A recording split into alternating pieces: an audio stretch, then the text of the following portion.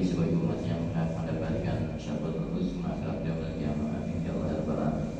Ya Fadliman saudara dari Allah, amal pada malam hari ini di hari Ahad pekan kedua kita coba untuk melakukan yang kita di musola yang kita cinta ini. Dan karena sampai nanti waktu sholat isya, semoga waktu yang singkat ini mampu memberikan pencerahan kepada kita, semakin bertambah berkaya hasanah pemahaman agama kita, sehingga semakin memperkuat iman keyakinan kita kepada Allah Subhanahu wa taala, dan juga semakin menyempurnakan ibadah kita kepada Allah Subhanahu wa taala. Tentunya sekaligus berharap ibadah yang dilakukan menjadi tali perekat hubungan antara kita, menjaga keluarga atau persaudaraan antara kita. Dan pada hari ini sudah kita maklum bersama, insyaallah kurang lebih 10 hari ke depan kita akan memasuki bulan suci Ramadan. Dan bagi kita kaifiyah cara ibadah Ramadan, amal yang memang sudah setiap tahun kita lakukan, tetapi kita selalu berharap bahwa ibadah Ramadan kita tahun ini ada peningkatan yang lebih baik, karena kita berharap ada progres yang meningkat dalam cara kita beribadah kepada Allah Subhanahu wa taala. Dan pada malam hari ini kita coba untuk membahas tentang hal berkaitan dengan bulan suci Ramadan atau ibadah-ibadah yang akan kita laksanakan nanti pada bulan suci Ramadan. Sampai hari ini pun ketika kita mendengar bahwa akan datang Ramadan, ini ada kebahagiaan yang tidak bisa dengan kata-kata, tapi ada rasa setiap kita bahagia ketika akan datang bulan suci Ramadan. Pekan 1 berangkat dari saya mengatakan man fariha bidul Ramadan haramallahu jasadahu lahu. Barang siapa yang bahagia menyambut datangnya bulan suci Ramadan, maka Allah haramkan jasadnya dari api neraka. Ini dari hadis ini ada rasa bahagia saja Allah sudah mengharamkan jasad kita dari api neraka.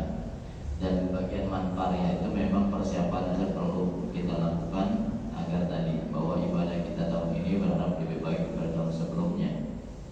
Dan bagian manfaatnya mempersiapkan rasa bahagia itu kita persiapkan adalah yang pertama pasti berkaitan dengan kaifiyah atau amal-amal ibadah yang akan kita lakukan di bulan suci Ramadan. Berangkat dari sebuah firman Allah Subhanahu wa taala yang juga ayatnya cukup hafal, surat Al-Baqarah 3 walaupun sampai 8-7 tentang ayat Ramadan itu. Kita bahas satu ini yang memang ayat yang populer.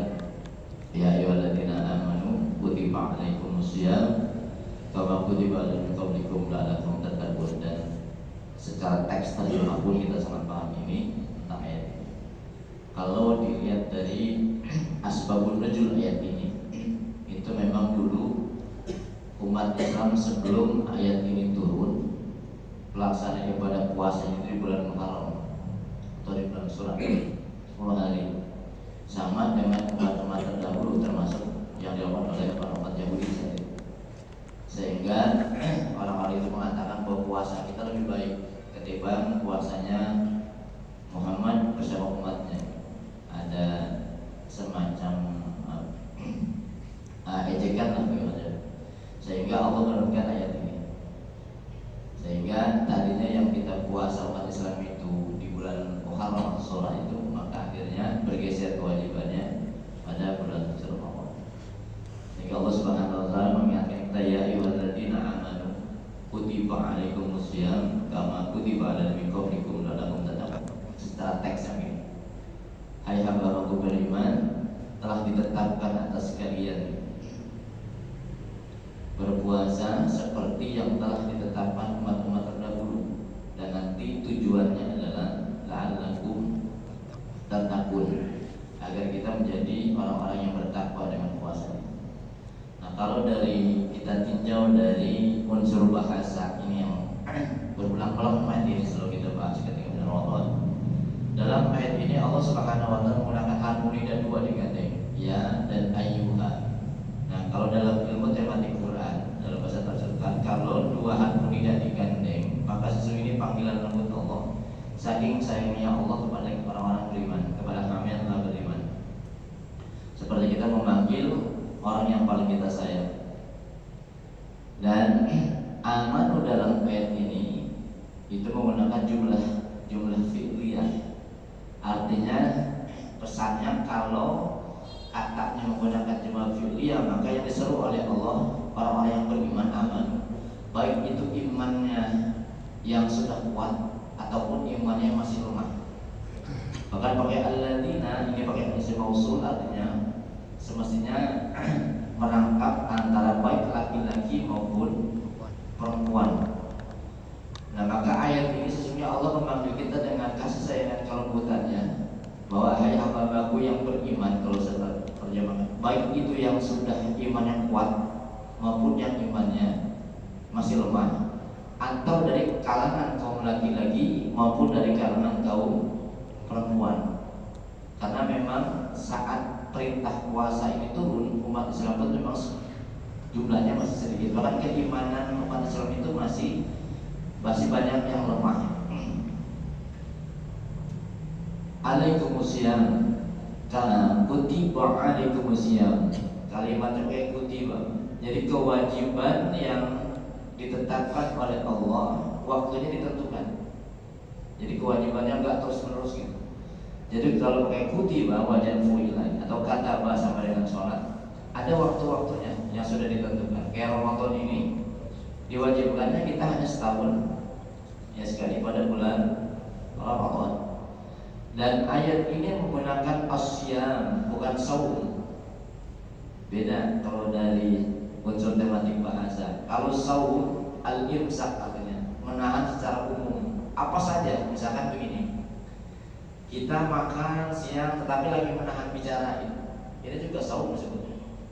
Nggak mau bicara dengan misalkan pasangan hidup kita, istri kita, anak kita, itu namanya secara umum sesuatu yang menahan. Tapi ayat ini menarik pakai asyam, kalimatnya siam. Ini berarti satu perilaku amal ibadah yang kita lakukan, yakni dengan aturan yang ketat. Ini pentingnya akhirnya kita ada tarikh Ramadan. Kenapa? Karena memang pelaksanaan ibadah puasa kita tidak hanya saum, tetap juga siam, mengikuti aturan yang sudah ditentukan dalam syariat ajaran agama kita. Dan kita tahu bahwa ya secara umum lah puasa itu kan dibagi tiga. Ada orang yang berpuasa ya secara umum, yakni menahan lapar, haus, hubungan suami istri pada siang hari. Ini secara umum. Ada tingkatan kelas 2, level 2 ini puasa yang kelas namanya. Puasa ini di samping menjaga menahan lapar haus pada siang hari, juga menjaga seluruh anggota badannya, panca inderanya, matanya, telinganya, lisannya, ini dijaga, dipuasakan. Makanya kalau dalam kajian-kajian tasawuf, saum itu definisinya sesuai dengan makna hurufnya. Shad, wawu, dan mim. Shad itu ada sumtun. Sumtun itu menutup. Apa yang ditutup? Mata kita, telinga kita, lisan kita. Menutup dari apa? Dari hal-hal yang beraromakan kemaksiatan kepada Allah, bahkan yang bisa membatalkan pahala puasa itu sendiri. Jadi menutup seluruh panjada. Kalau kita hitung mungkin 7 lah lubang di tubuh kita. Itu kita tutup ketika puasa. Ini tingkatan kedua.